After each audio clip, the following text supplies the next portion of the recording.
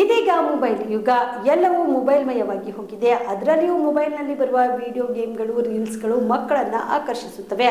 Mobile ಎಷ್ಟು ಉಪಯೋಗವೋ ಅಷ್ಟೇ ದುರುಪಯೋಗ ಆಗುತ್ತದೆ. ಮೊಬೈಲ್ ಮೂಲಕ ವಂಚಿಸುವ ವಂಚಕರಿಗೆ ಅನುಕೂಲವಾಗಿದೆ.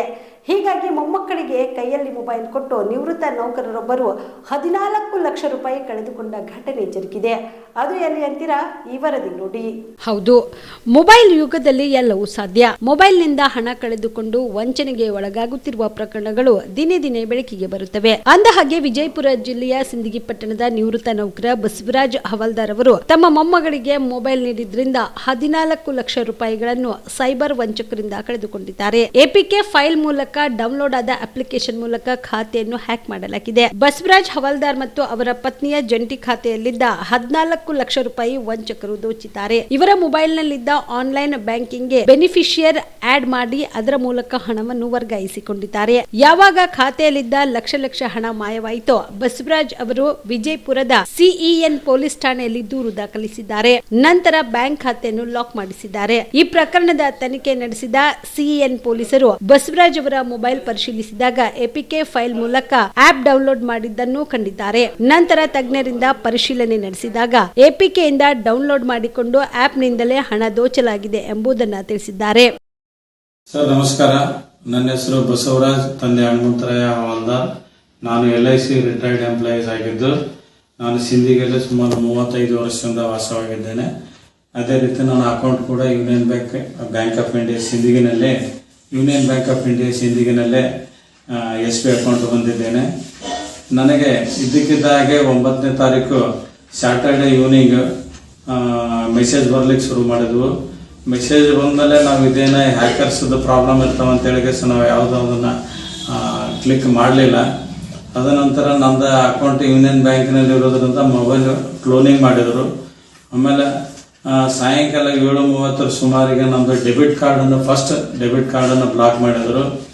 ಆಮೇಲೆ ಅದರಲ್ಲಿ ನೆಟ್ ಬ್ಯಾಂಕಿಂಗ್ ಅಪ್ಲಿಕೇಶನ್ ಓಪನ್ ಮಾಡಿಕೊಂಡು 2 ಫ್ಯಾಕ್ಟರ್ ಅಥೆಂಟಿಕೇಶನ್ ಆಕ್ಟಿವೇಟ್ ಮಾಡಿದರು. ಡೈಲಿ ಲಿಮಿಟ್ 5 lakh ಇದ್ದದನ್ನು 25 lakh ಅಂತ ಮಾಡಿದರು. ತದನಂತರ ಇದೆಲ್ಲ ನಾವು ಮೆಸೇಜ್ ನಂತರ ನೋಡಿದ್ದು ಸರ್. ನಮಗೊಂದು ಹಾಫ್ ಆನ್ ಅವರ್ 1 hour ನಮ್ಮ ಮೊಬೈಲ್ ನೋಡ್ಲಿಕ್ಕೆ ಆಗಿರಲಿಲ್ಲ. ಈ 2 ಫ್ಯಾಕ್ಟರ್ ಅಥೆಂಟಿಕೇಶನ್ ಮಾಡಿದ ನಂತರ ಬೆನಿಫಿಷರೀಸ್ ಎಲ್ಲ ಆ್ಯಡ್ ಮಾಡ್ಕೊಂತ ಹೋದ್ರು. ತದನಂತರ ಸಾಯಂಕಾಲ 7:30 ಅದೇನು ಸ್ಟಾರ್ಟ್ ಆಯಿತು. ಅದಾದ ನಂತರ ಆಕ್ಟಿವಿಟೀಸ್ ಆದ ನಂತರ ಬೆನಿಫಿಷರಿ ಆ್ಯಡ್ ಮಾಡಿದ ನಂತರ 2 ಲಕ್ಷದ 5 ಟ್ರಾನ್ಸಾಕ್ಷನ್ ಆಗಿದೆ ಸರ್. ಆಮೇಲೆ 4,54,000 ಒಂದು ಟ್ರಾನ್ಸಾಕ್ಷನ್ ಆಗಿದೆ. ಟೋಟಲ್ 14,54,000 ನನ್ನ ಅಕೌಂಟ್ನಿಂದ. ಅದರಲ್ಲಿ 14,54,000ದಲ್ಲಿ 4,54,000 ನನ್ನ ಜಾಯಿಂಟ್ ಅಕೌಂಟಿಗೆ ಮಾಡಿದ್ದಾರೆ. ನಂದು ಮತ್ತು ನನ್ನ ಹೆಂಡತಿ ಬಸಮ್ಮ ಹವಾಲ್ದಾರ್ ಅಂತೇಳಿ ಅವ್ರ ಅಕೌಂಟಿಗೆ ಟ್ರಾನ್ಸ್ಫರ್ ಆಗಿತ್ತು. ಇದೆಲ್ಲ ನಾವು ಸುಮಾರು 9:30 ನೋಡಿದ್ವಿ. ಅಲ್ಲಿವರೆಗೆ ನಮಗೆ ಇದನ್ನು ಗಮನ ಕೊಡ್ಲಿಕ್ಕೆ ಆಗಲಿಲ್ಲ. ಮನೆಯಲ್ಲಿ ಒಂದು ಫಂಕ್ಷನ್ ಇದ್ದ ಸಂಬಂಧ 9:00 ನೋಡಿದ ತಕ್ಷಣ ರಾತ್ರಿ 10 ಗಂಟೆಗೆ ನಾವು ಗಾಬರಿ ಬಿದ್ದ ನಂತರ 10 ಗಂಟೆಗೆ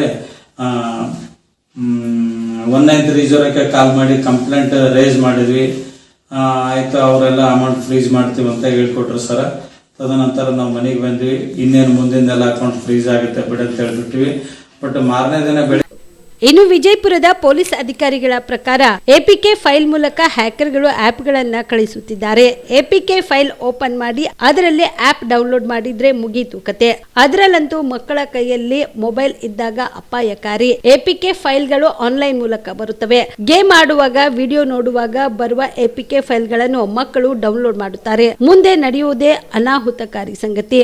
ಬಸವರಾಜ್ ಹವಾಲ್ದಾರ್ ಪ್ರಕರಣದಲ್ಲಿಯೂ ಅದೇ ಆಗಿದೆ. ಮನೆಯಲ್ಲಿ ಮೊಮ್ಮಕ್ಕಳ ಕೈಯಲ್ಲಿ ಮೊಬೈಲ್ ಕೊಟ್ಟಾಗ ಎಪಿಕೆ ಫೈಲ್ ನಲ್ಲಿರುವ ಆಪ್ ಡೌನ್ಲೋಡ್ ಆಗಿದೆ.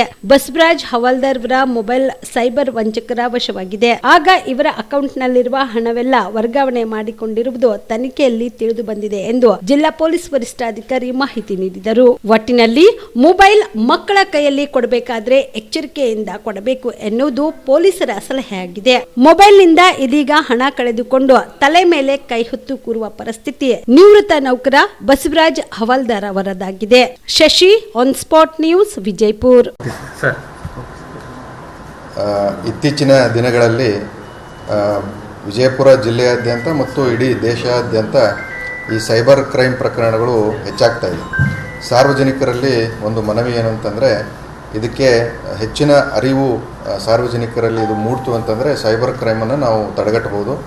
ಇದರ ಹಿನ್ನೆಲೆಯಲ್ಲಿ ವಿಜಯಪುರ ಜಿಲ್ಲೆಯಲ್ಲಿ ಇತ್ತೀಚೆಗೆ ಆದಂಥ ಒಂದು ಪ್ರಕರಣದ ಬಗ್ಗೆ ತಮಗೆ ನಾನು ಮಾಹಿತಿಯನ್ನು ನೀಡಲಿಕ್ಕೆ ಬಯಸ್ತೀನಿ. ಇದರಲ್ಲಿ ಒಬ್ಬ ಸುಮಾರು 40-45 ವರ್ಷದ ವ್ಯಕ್ತಿ ಅವರು ತಮ್ಮ ಮನೆಯಲ್ಲಿ ತಮ್ಮ ಮೊಬೈಲನ್ನು ಮಕ್ಕಳಿಗೆ ನೀಡಿರ್ತಾರೆ. ಆ ಮೊಬೈಲ್ನಲ್ಲಿ ಅವರು ಎಲ್ಲ ತಮ್ಮ ಬ್ಯಾಂಕಿಂಗ್ ಆ್ಯಪ್ಗಳನ್ನೆಲ್ಲ ಅವರು ಅದರಲ್ಲಿ ಇನ್ಸ್ಟಾಲ್ ಮಾಡ್ಕೊಂಡಿರ್ತಾರೆ.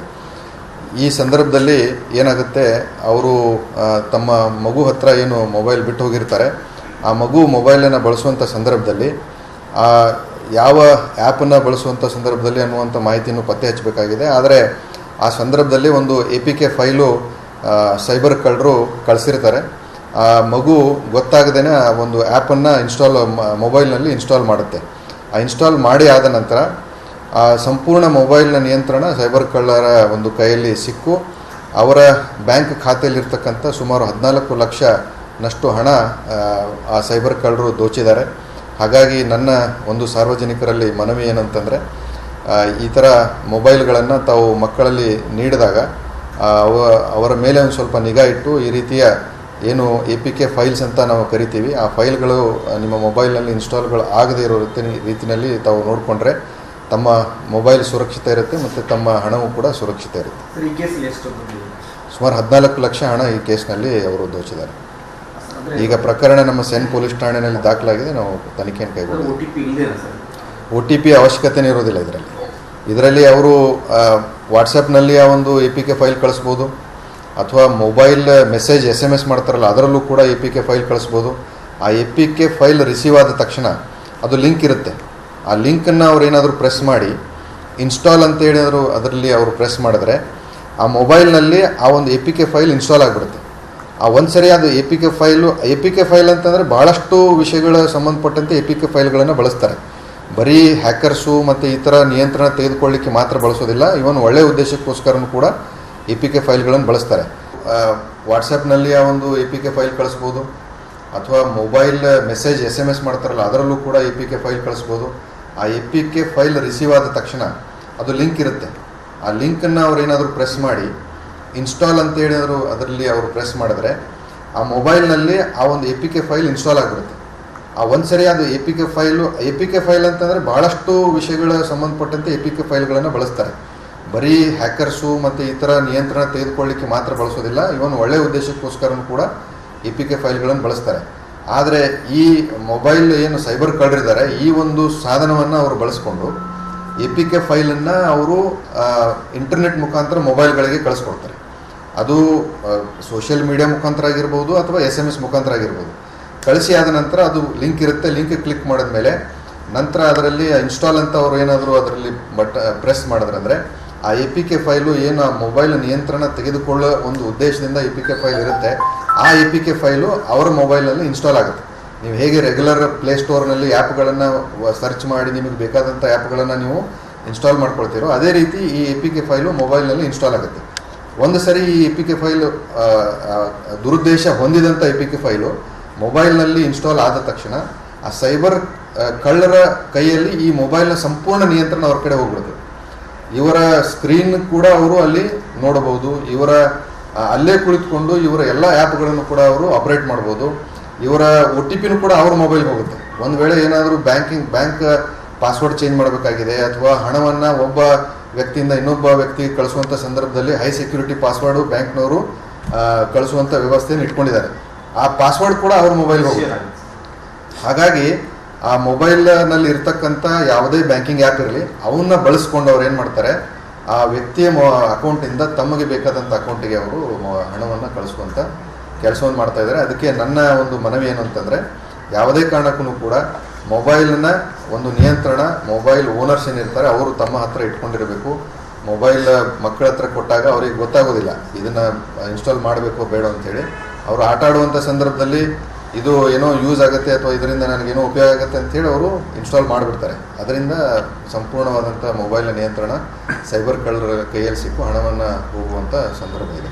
ಹಾಗಾಗಿ ನಿಮ್ಮ ಮನೆಯಲ್ಲಿ ಮದುವೆ ಇದೆಯಾ? ಮದುಮಗ ಸೇರಿದಂತೆ ಸಂಬಂಧಿಕರಿಗೆ, ಸ್ನೇಹಿತರಿಗೆ ಬಟ್ಟೆ ಖರೀದಿ ಮಾಡೋದಿದೆಯಾ? 10 ಅಂಗಡಿಗೆ ಹೋಗಿ ಬಟ್ಟೆ ಹುಡುಕುವ ಬದಲು ಎಲ್ಲಾ ರೀತಿಯ ಹಬ್ಬಗಳ, ಮದುವೆ, ಶುಭ ಸಮಾರಂಭ ಸೇರಿದಂತೆ ಎಲ್ಲಾ ರೀತಿಯ ಬಟ್ಟೆಗಳು ಇದೀಗ ಒಂದೇ ಸೂರಿನಡಿಯಲ್ಲಿ ಕಲ್ಪಿಸಿದ್ದಾರೆ. ಹಾಗಾದ್ರೆ ಚಿಂತೆ ಬಿಡಿ. ನಿಮ್ಮ ಕಲಬುರಗಿಯಲ್ಲಿ ಮೀರಾ ಮೆನ್ಸ್ ಅವೆನ್ಯೂ ಪುರುಷರ ಬಟ್ಟೆಗಳಿರುವ ಬೃಹತ್ ಶೋರೂಮ್ ಪ್ರಾರಂಭಿಸಿದ್ದಾರೆ.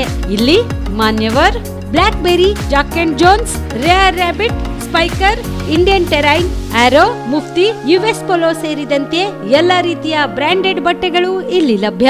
ಇನ್ನೊಂದು ವಿಶೇಷ ಏನೆಂದ್ರೆ ಮದುಮಗನಿಗೆ ಹಾಗೂ ಸಂಬಂಧಿಕರಿಗೆ ಮದುವೆಗೆ ಬೇಕಾದ ಎಲ್ಲಾ ರೀತಿಯ ಬಟ್ಟೆ, ಸೂಟ್, ಶೇರ್ವಾನಿ, ಜೋಧ್ಪುರಿ, ಬ್ಲೇಸರ್, ಪೇಟಾ, ಶೂಸ್ ಸೇರಿದಂತೆ ಎಲ್ಲಾ ರೀತಿಯ ವಸ್ತುಗಳು ಇಲ್ಲಿ ರಿಯಾಯಿತಿ ದರದಲ್ಲಿ ಲಭ್ಯ.